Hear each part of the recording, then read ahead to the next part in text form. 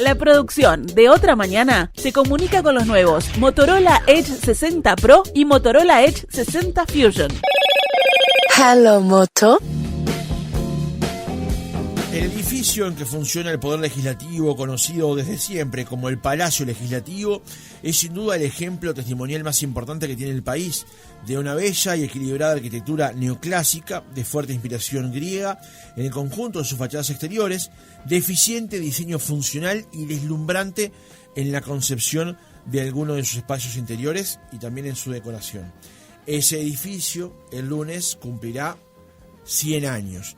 Hay una serie de actividades, obviamente, para conmemorar los 200 años de lo que ocurrió el 25 de agosto de 1825 y también la construcción y puesta en funcionamiento del Palacio Legislativo. Pero el camino de su realización, algunos deseos fueron cumplidos y otros se frustraron.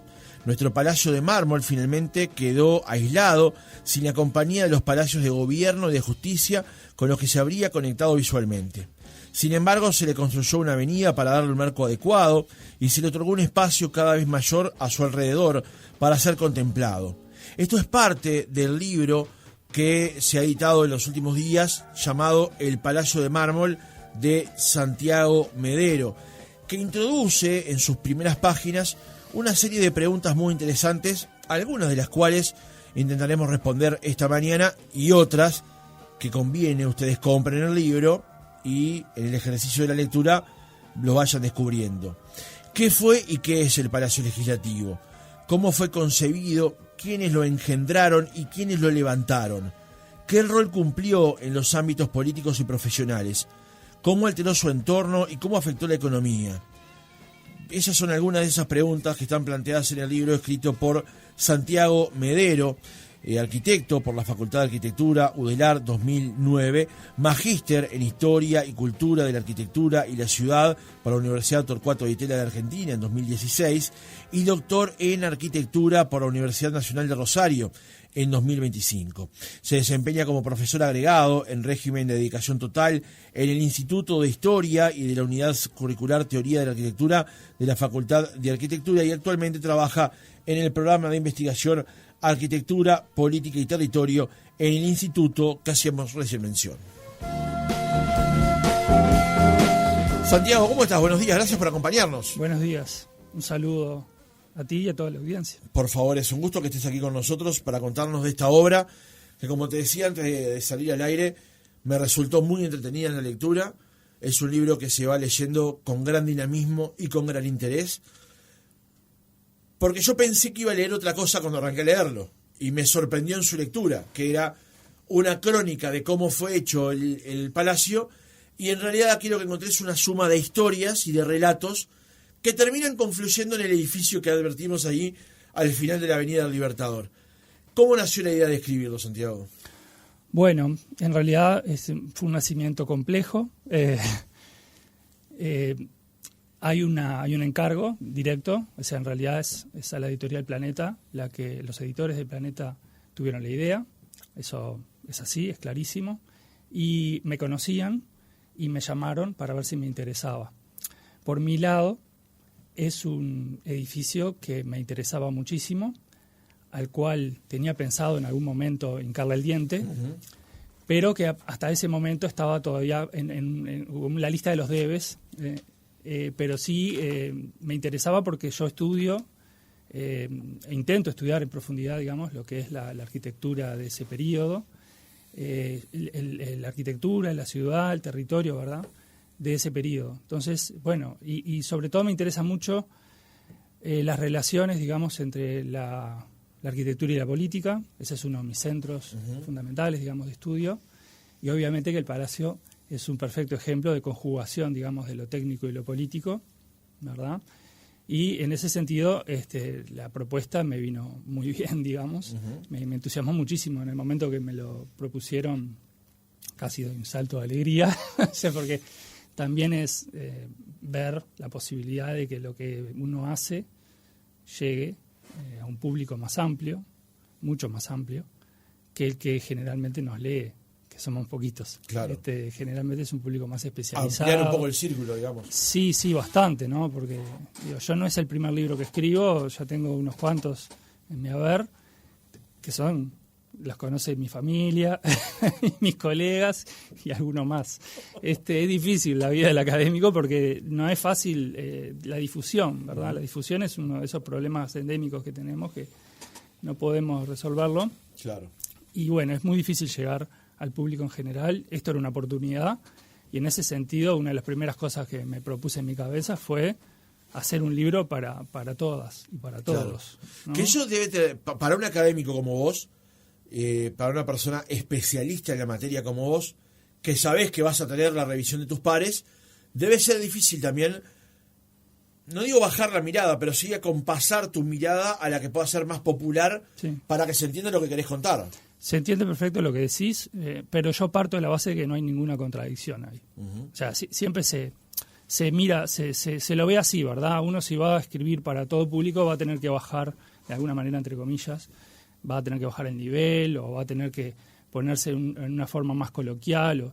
Bueno, no es la intención del libro. El libro está escrito lo más riguroso que pude, o sea, con mis medios y mis limitaciones. Digo, en ese sentido, obviamente que es, por supuesto, susceptible de críticas, como cualquier libro, y más un libro que se pretende riguroso, es decir, que muestra cómo fue hecho, ¿verdad? Que te da las pautas de cómo se realizó y, por lo tanto, es falsable cada cosa que digo, y en el sentido popperiano, ¿no? De claro, decir, bueno, cada cosa que uno dice tiene que ser falsable, no puede uno estar diciendo cosas ese tipo de generalidades, ¿no? Que no dicen nada y que no se pueden ni rebatir, sino que cada cosa que se dice es discutible. Y bueno, intenté ser riguroso y al mismo tiempo tener una escritura, una forma de contarlo que fuera lo más ameno posible, lo más incluso atrapante posible, y bueno, sin huir tampoco de otras emociones humanas, ¿no? O sea, incluso como también lo dice uno de los prologuistas, que le parece humorístico, y bueno, sí, tiene partes que son humorísticas. Claro. Me parece que está bien, que no tiene nada de malo, que yo no tengo ningún problema por lo menos con eso. Y bueno, también es cierto que cada uno se ríe de cosas diferentes o se emociona con cosas diferentes, y eso es algo interesante también, porque hablando con personas que ya lo han leído, los comentarios de sus intereses y cómo ha leído el libro son distintos, y eso me parece increíble, porque uno piensa a priori, bueno, acá sí, acá voy a poner, acá está, esto es gracioso, y de repente pasa y no te causa la más mínima gracia, y en un lugar donde uno no pensaba que algo podía estar interesante, alguien te dice, che, qué interesante tal cosa. Y eso me sorprende, no me deja de sorprender.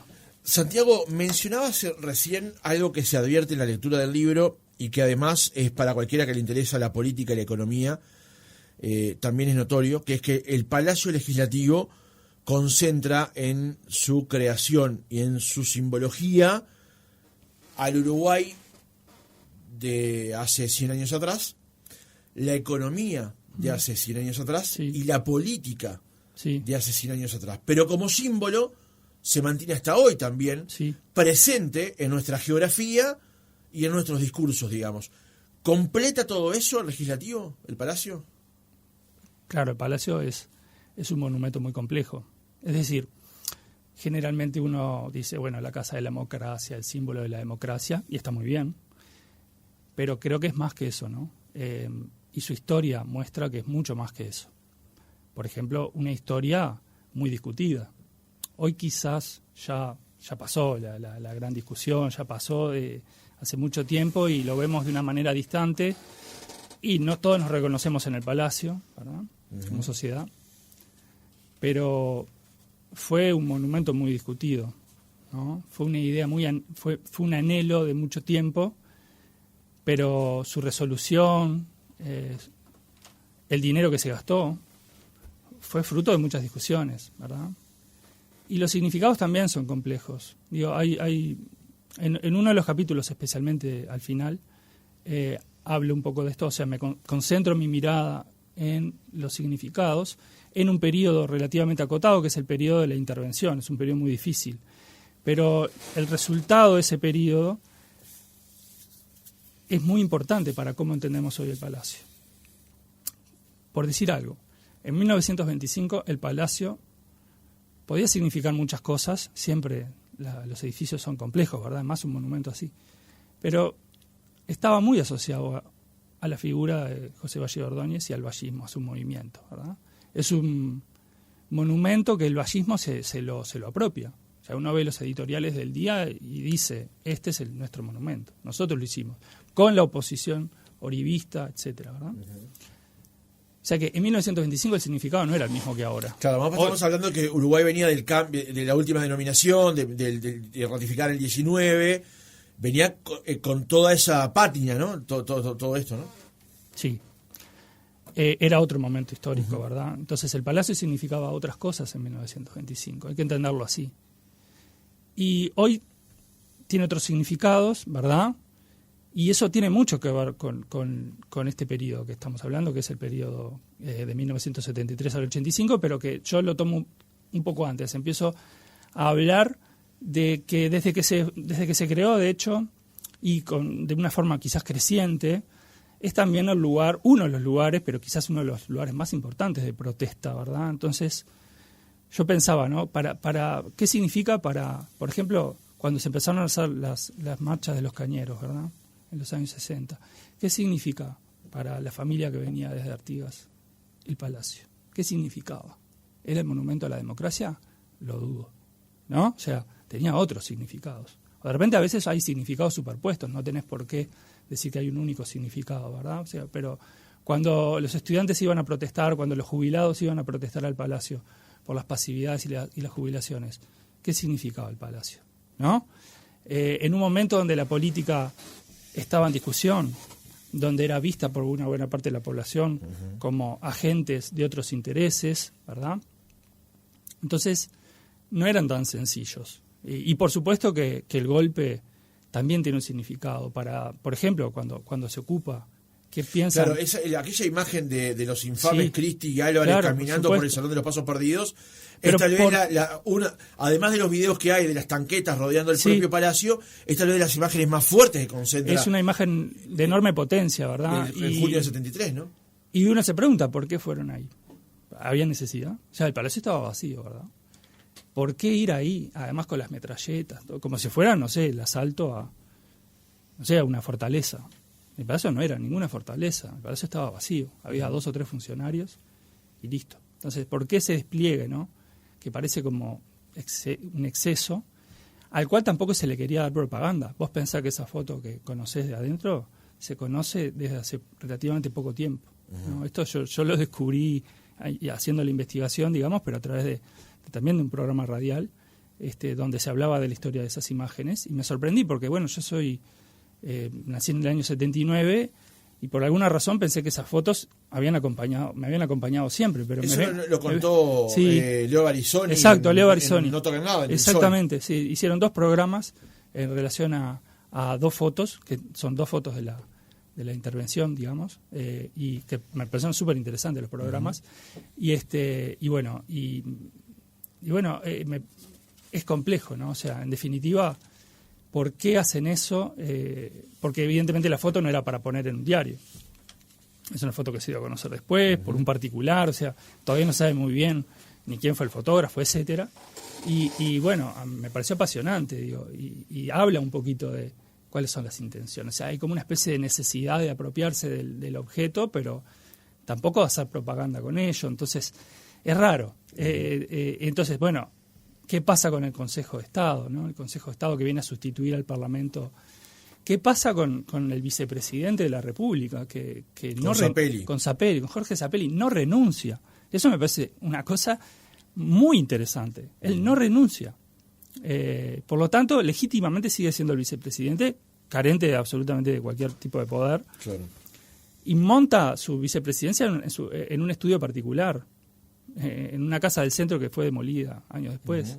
¿No? Entonces, ¿y qué significa el palacio en el momento que se empieza a recuperar o sea, empiezan a haber una primavera, digamos, democrática que todavía no es del todo, digamos, pero ya a partir del 83 claramente, etcétera, etcétera, como ustedes saben, ¿verdad? O sea, los primeros actos, el 1 de mayo se hace ahí, ¿no? En el palacio como fondo, hacia la calle General Flores, el 84 se repite, o sea, el palacio, y los testimonios de época hablan del palacio, ¿no? ¿Qué significa este palacio? ¿Qué viene a significar? Son muy interesantes los testimonios de época, ¿no? Cómo van resignificando el palacio, y yo creo que después de esa intervención se asentó, digamos, la idea de que el palacio es de todas y de todos. Claro. O sea, es algo que...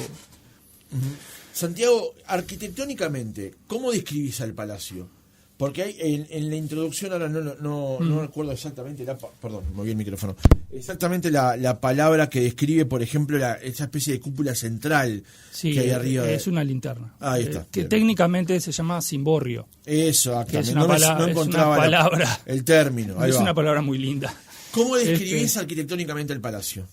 Bueno, el palacio es un monumento, digamos que, empezando por su exterior, ¿verdad? Como su configuración exterior, digamos que es un parlamento, si se quiere, relativamente típico de fines del XIX y principios del siglo XX. O sea, acorde un poco al momento en que se pensó, ¿verdad? Esto recuerda que en 1903 se hace el concurso, el fallo es en 1904, y una vez que está el fallo, siempre se mantuvo la idea de mantener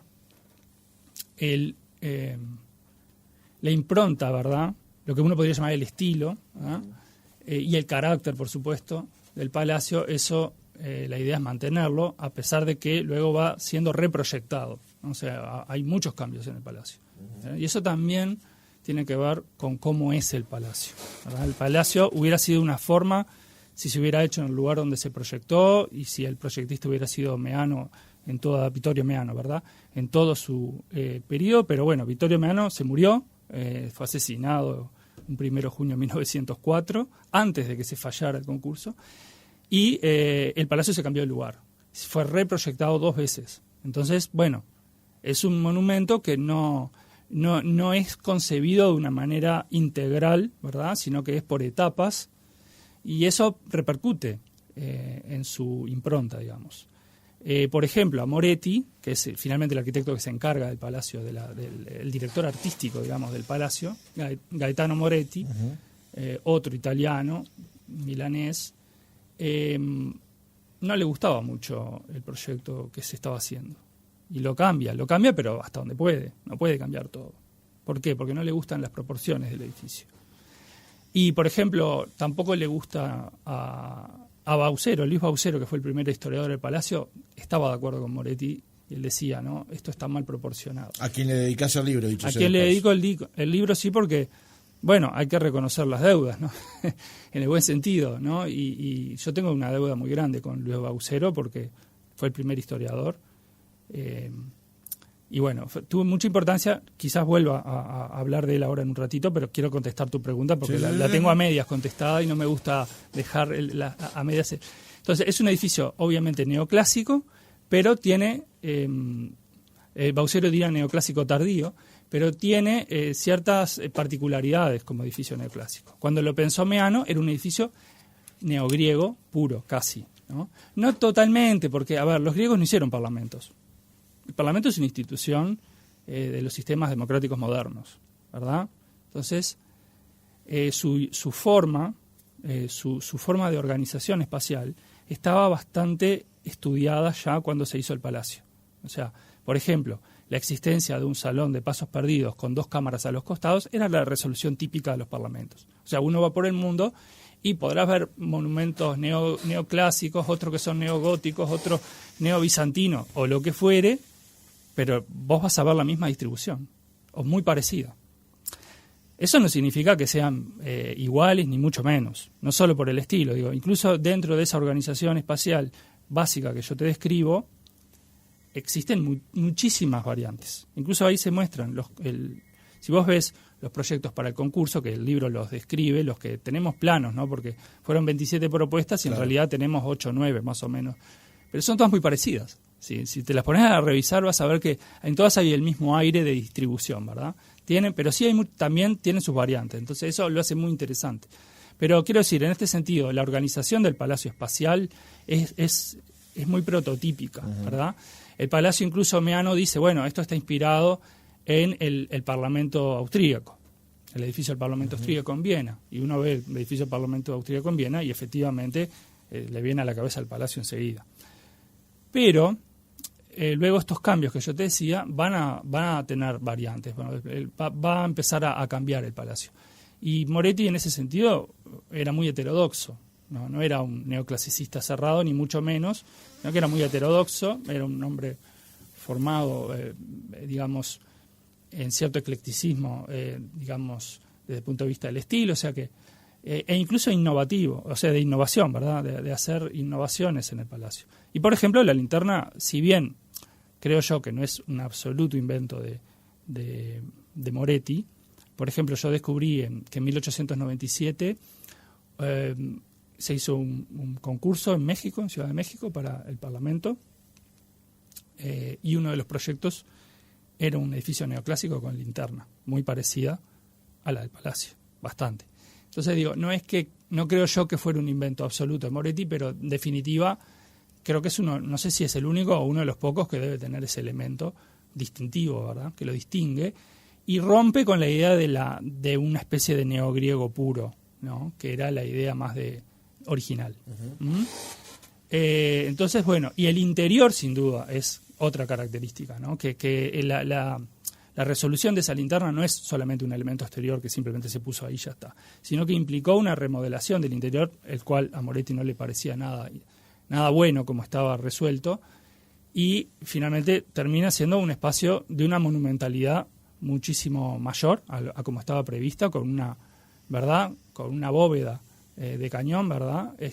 Y el cruce, ¿verdad?, en el cruce espacial de la bóveda de cañón, con una especie de transepto que hace que es cuando se entra a las cámaras, ¿verdad?, y en ese centro está la linterna, ¿verdad?, que marca como el centro del edificio, además desde el exterior, que es algo que caracteriza al edificio, y justamente una de las ideas más importantes en ese momento es la idea de carácter, ¿no?, de que el edificio también tiene que tener su impronta individual, además de, por supuesto, expresar su función, su institución, mejor dicho. Expresar su institución significa que uno lo ve de lejos, uno lo ve desde el exterior y sabe que es un palacio legislativo y no una iglesia o cualquier otra cosa. Cualquier otra construcción.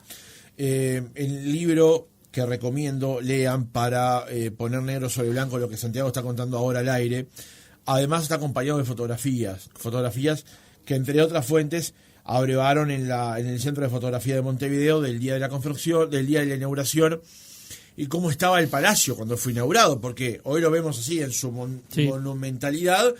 Ese día estaba así, pero con andamios por fuera, digamos, todavía porque no estaba terminándose. No estaba terminado del todo. Pero me quedé con un apunte, Santiago, que había leído en la página 19 del libro, que es, en el camino de su realización, algunos deseos fueron cumplidos y otros se frustraron. Esta sola frase tiene muchas preguntas, digamos. Sí. La primera es, ¿cuáles fueron cumplidos y cuáles quedaron por el camino de lo que era la visión original de aquella construcción, digamos? Es una pregunta interesante. No, antes de contestarla, también quería decir que el libro plantea muchas preguntas, pero que las lectoras y los lectores sepan que no es que las conteste, es decir, no es que vayan a tener una respuesta en el sentido de al final paso raya y digo, y esta es la respuesta. No es un libro en ese sentido que vaya a concluir. No me gusta, en general, hacer muchas conclusiones, prefiero que sean las lectoras y los lectores los que hagan las conclusiones. Bueno, porque no subestimo justamente al público, ¿verdad?, a las personas, y creo que cada uno con los elementos que uno le va dando y la narración que uno va haciendo puede empezar a reflexionar y agregar cosas de su propia experiencia, de su propio conocimiento, ¿verdad? Deseos frustrados, bueno, por ejemplo, quería ser más alhajado, quería tener más esculturas, ¿verdad?, muchas de las cuales no se concretaron. Hay muchos tímpanos que están ciegos,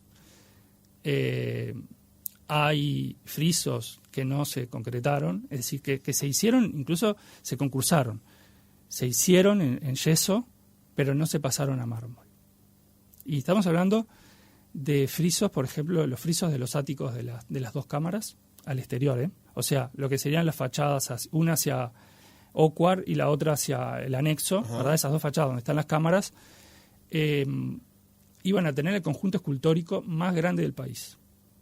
un friso de 13 metros de largo por 2 metros de altura. ¿Mm? Y eso no se concretó, no se pudo hacer, ¿no? En el remate de esos frisos a ambos costados había 4 esculturas. Esas 4 esculturas iban a estar ahí y además iban a ser en mármol y no se pudieron hacer, pero Baucero, que fue trabajó en el Palacio durante 20 años como conservador artístico, decidió, y creo que fue una muy buena decisión, que ya que no podemos hacerla en mármol, hagámosla en bronce. Podemos fundirla. Y que el monumento quede. Y esas son las 4 esculturas que rodean los jardines, que no están colocadas en su lugar original, sino que se pusieron en los jardines. Uno se da cuenta que son planas, ¿verdad? O sea, uno las ve de atrás y de qué raro, ¿no? ¿Por qué? Porque, claro, iban a ir contra un muro. Bueno, y hay mucho, digamos, estos son simplemente algunos de los casos en los cuales no se pudo completar, digamos. Otro sueño, quizás todavía más importante, que lo comento ahí, ¿no?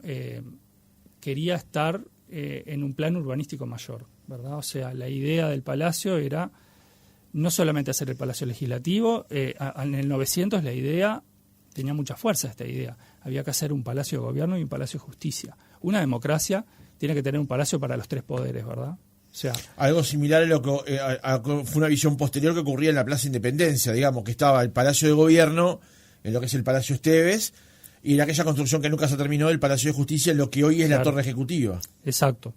La Torre de Justicia, en ese lugar, o sea, en la Plaza Independencia, que no se concretó, como bien dices, porque en 2006 creo que se hizo el canje, o 2007 por ahí, se hizo el canje entre Poder Judicial y Poder Ejecutivo. El Poder Ejecutivo se queda con la Torre Ejecutiva, le cede al Poder Judicial un montón de inmuebles. Y ellos se quedan con la sede de Palacio Piria. Ahí, sí, en el pasaje Piria. Eso ya lo tenían hace tiempo, la Suprema Corte, digamos. O sea, la Suprema Corte funcionaba ahí ya hace décadas. Que después tomó el edificio de la vieja onda para los tribunales. Sí, digamos. Tribunales, claro.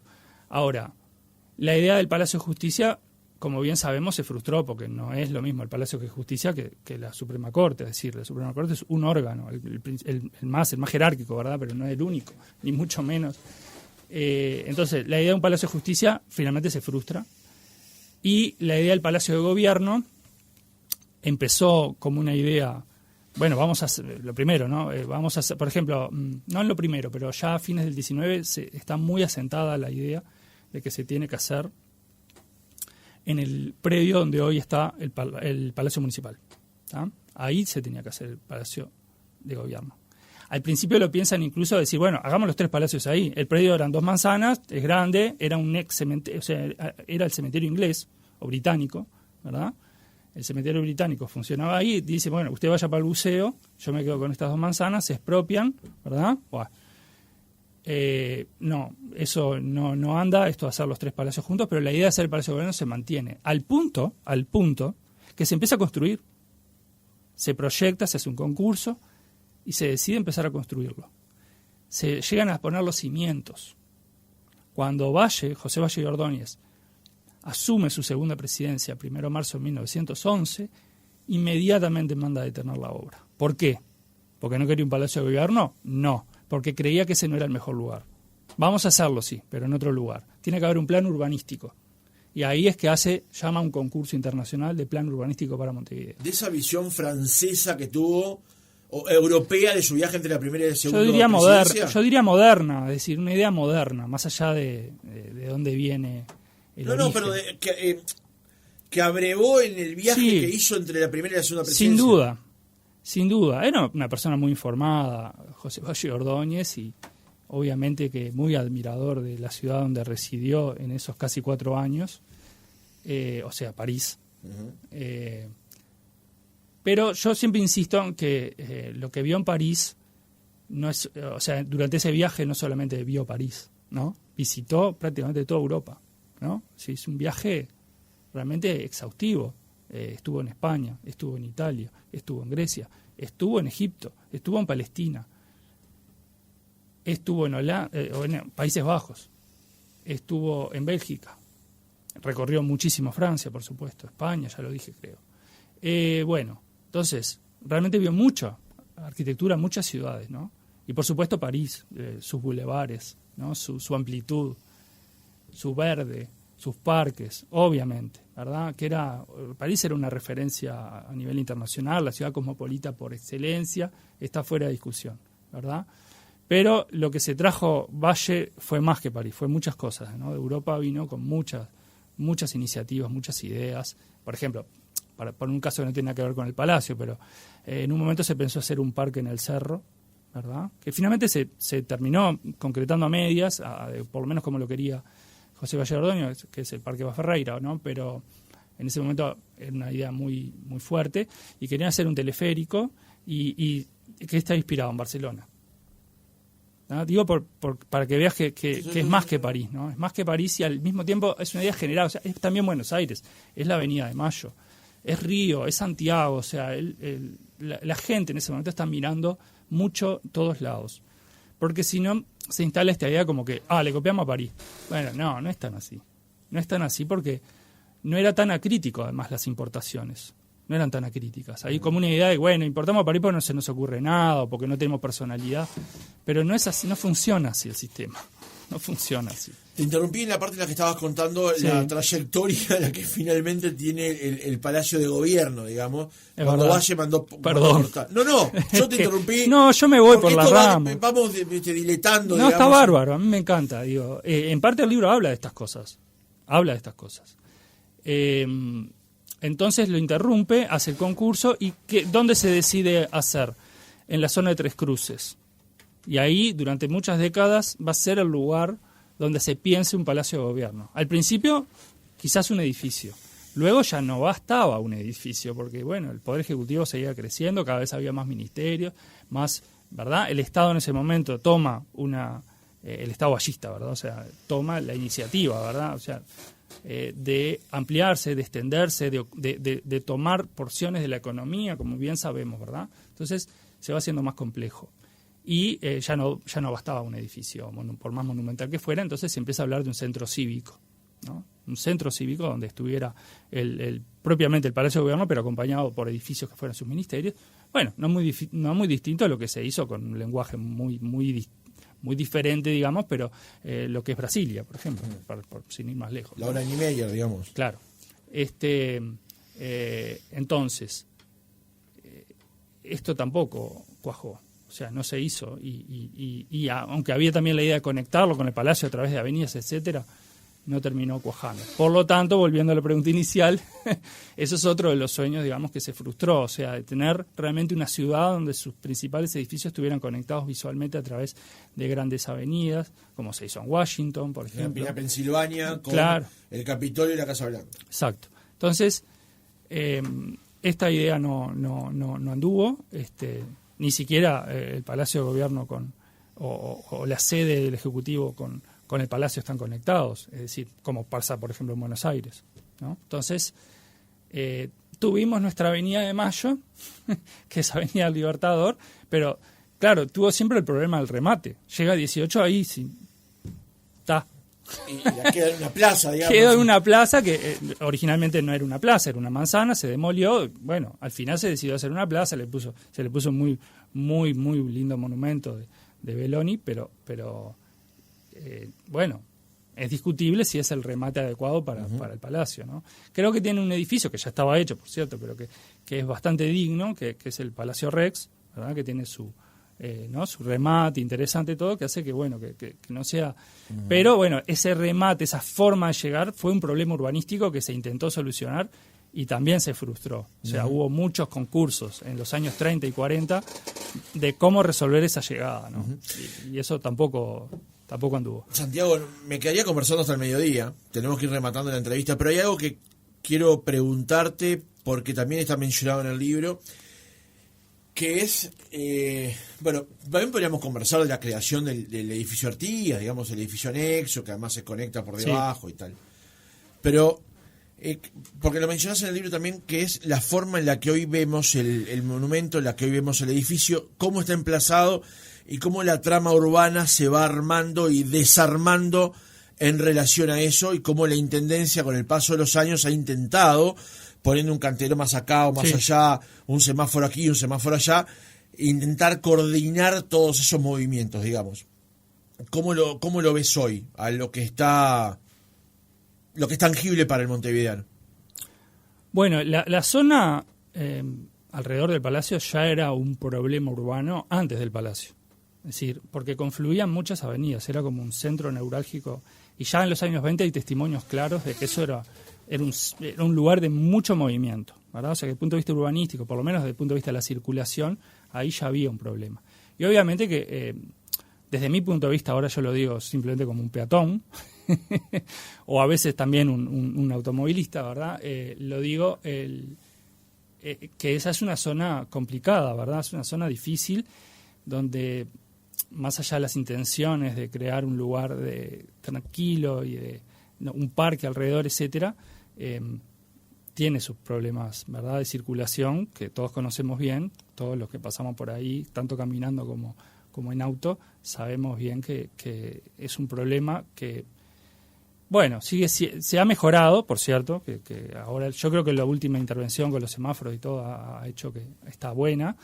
Y desde el punto de vista, digamos, del parque alrededor, es un proyecto de mucho tiempo, es decir, son décadas y décadas, y también con marchas y contramarchas. También es un proyecto muy complejo. Lo cuento en el capítulo 4 esto, de una manera un poco curiosa, porque lo hago a través de breves apartados, que son como noticias de prensa, ¿verdad? Y van en cronología inversa, además. O sea que todo es un capítulo muy experimental, si se quiere, pero creo que intenté mostrar eso, mostrar esas idas y vueltas, esas marchas y contramarchas, qué complejo que es construir no solo un palacio, sino un entorno urbanístico que tiene sus particularidades. Por ejemplo, comparándolo con el Congreso argentino, es bien distinto, ¿no? El Congreso aparece rodeado de manzanas, excepto la frontal, o sea que es un monumento que se ve de frente. Y el Palacio, en cambio, si bien tiene su frente, obviamente sobre Avenida Libertador, su escalinata monumental, etcétera, es un monumento que uno lo reconoce como de 4 caras, claramente, ¿no? Claro. De 4 fachadas. Y eso hace que, desde el punto de vista de la perspectiva, cambie el objeto, ¿no? Es un objeto que se presenta mucho más exento, ¿no? Mucho más libre, pero no era la idea original. La idea original, quizás sí, de verlo exento, sí, pero rodeado de edificios. La idea original, al comienzo, ¿verdad?, es, en el momento que se está construyendo, es rodearlo de edificios con galería, como si fuera la Plaza Independencia. Esa es la idea fuerza que va hasta los años 60, observá. Se empiezan incluso en los 40, se vuelve a ratificar la ley del 15 que decía que se tenía que hacer así. El plan de Moretti es un plan urbanístico del propio Moretti. Y, bueno, dicen, en los años 40 dicen, hay que hacer esto. Hace 25 años que esto está así. El Palacio era muy distinto como lo vemos ahora, ¿verdad? Estaba con construcciones muy cercanas, digamos, ¿no? Que uno tenía que estar haciendo. Y en el 40, entonces, te decía, se vota esa ley y se empiezan ahí, sí, efectivamente, a hacer las expropiaciones. Y entonces se empieza a quedar despejado, ¿verdad? Pero la idea era construir edificios luego de eso. Nunca vinieron los edificios. Claro. Pero a vos te hubiese, nos tenemos que ir ya, pero a vos te hubiese gustado eso. Te lo pregunto porque hay una catedral en Nueva York, Sí.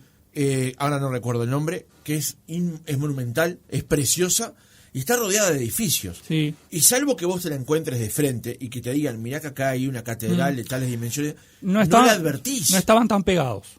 No estaban tan pegados como este caso. No es como Buenos Aires. Tenían cierta perspectiva. Estaba calculado para que tuvieran cierta perspectiva. Era como que le daban el marco monumental adecuado incluso. Hubiera sido totalmente distinto. O sea, en los años 60 deciden que no va a ser así. Ahí es el cambio. En el 62 dicen, tanto el municipio como la Comisión Administrativa del Poder Legislativo, que tiene tuvo por lo menos mucho poder en relación a cómo se construyó esa zona. No es solamente la Intendencia, es también el propio Palacio. El propio Palacio toma decisiones. Uh-huh. Y ahí se ponen de acuerdo el arquitecto del Palacio con la Intendencia, ¿verdad? Año 62, estamos hablando del Consejo Departamental, estamos en colegiado, y se ponen de acuerdo y entonces dicen, entonces no se tienen que hacer esos edificios. Lo que se tiene que hacer es un parque. E incluso se llega a pensar, observá, se llega a pensar de demoler todas las casas hasta la bahía, del lado, ¿no?, de donde está el anexo, demoler, hacer todo un parque hasta ahí, todo un parque. Cosa que si vos entrás desde el puerto, veas el palacio allá como si fuera, ¿no?, una especie de corona de la ciudad. Blanca, ¿no?, reluciente, ¿no? Nada que ver a cómo está hoy. Hoy no se ve, creo, lo tapa. Yo la verdad que por el puerto creo que fui una sola vez en el Papa Francisco, mi única experiencia. No, yo vengo por el viaducto todos los días, claro, y advertís la corona, digamos. La corona, no exacto. Entonces, esa idea se perdió. Además siempre hay una ondanada ahí, porque sí, Colombia sube y baja. O sea, se llegó hasta hablar de eso, por supuesto, que no tuvo ningún andamiento, y bueno, después la vida pasó por otro lado. Pero son ideas que pero sí quedó la idea de, bueno, de que esto tiene que ser un gran parque alrededor, que todavía, observá, no se completó. Si vos mirás la foto aérea actual, vas a darte cuenta que hay todavía una manzana, que hay construcciones que deben tener 130, 140 años, que todavía están ahí. Uh-huh. O sea que lleva mucho tiempo, y más en un país como el nuestro, donde entre las idas y vueltas, la falta de plata, las discusiones, la política, es divertido. Lo que tiene es eso, ¿no? Que te permite hacer un libro visto más... en perspectiva, a mí por lo menos me viene bárbaro. Es mucho más divertido. Santiago Medero, autor de El Palacio de Mármol, en el homenaje, o de alguna manera un homenaje a los 100 años del Palacio Legislativo, que se cumplen el próximo lunes. Gracias por haber estado otra mañana con nosotros, por contarnos esta historia, por hacer esta historia, para que muchos, con los pasos de los años, sepan qué es lo que pasó en los últimos 100. Gracias, Santiago. Gracias, muy amable.